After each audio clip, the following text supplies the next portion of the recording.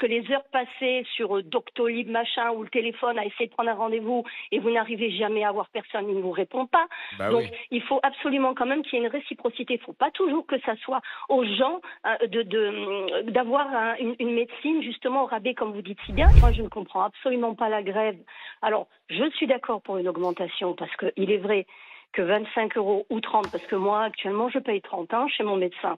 C'est peut-être insuffisant, mais alors faire grève en cette période-là, d'ailleurs, moi, vous m'entendez, je suis malade depuis un mois, je n'ai pu aller chez mon médecin que la semaine passée et encore, mon médecin me garde 15 minutes, montre en main, tout juste il m'a soulevé le masque, parce qu'avec l'épidémie de Covid, bon, moi, je n'ai pas de Covid, voilà, il reçoit 3 heures par jour dans son cabinet, il ne travaille pas les week-end, il ne se déplace pas à domicile. Alors moi, je veux bien qu'on fasse quelque chose pour les médecins, mais dans ces cas-là, il faudrait qu'il y ait aussi une réciprocité. Ah Parce oui. Oui, là, vous on avez raison. n'apparaît plus comme des patients, on apparaît comme des clients. Et là, de ce côté-là, je suis furax. Elle n'a pas Mais fondamentalement. madame, pour répondre à ça, sachez que Il y a plus un médecin qui la fait des demande, visites à si l'on domicile. se base, ça n'existe plus. si l'on se base sur notre demande de socle, qui est donc cette augmentation tarifaire, elle n'est pas faite pour que le médecin gagne mieux sa vie. Elle est faite pour que le médecin puisse enfin salarier une secrétaire, salarier un assistant, pour lui permettre de faire une médecine de meilleure qualité et surtout rendre plus attractif ce métier pour que les gens s'installent. Parce qu'aujourd'hui, le vrai drame, c'est que quand on forme 100% de médecins généralistes, on en perd 40% en chemin.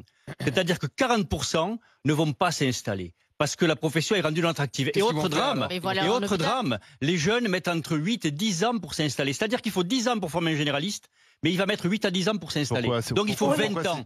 Parce que c'est devenu si peu attractif qu'ils réfléchissent, ils font autre chose, ils restent un peu à l'hôpital, ils font des remplats, ils vont aller... Tu vois, donc il faut qu'on arrive à installer davantage de monde, et si on installe davantage de monde, on résout la problématique de l'inégalité d'accès aux soins. Écoute ce que dit Valérie sur le temps passé avec le patient, sur le fait que le week-end, on ne trouve plus un médecin généraliste. Mais non, c'est pas vrai ça. Tu as 95% des territoires qui fonctionnent en PDSA.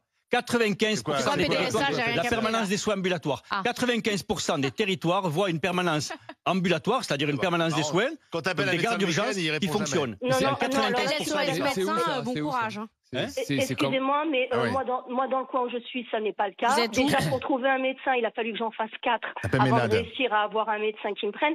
Et puis moi, je suis d'accord, effectivement, mais comme je dis, il faut qu'il y ait de la réciprocité. Dans ces cas-là, il faut obliger les médecins à prendre un secrétariat, parce que les heures passées sur Doctolib, machin, ou le téléphone à essayer de prendre un rendez-vous et vous n'arrivez jamais à avoir personne, il ne vous répond pas.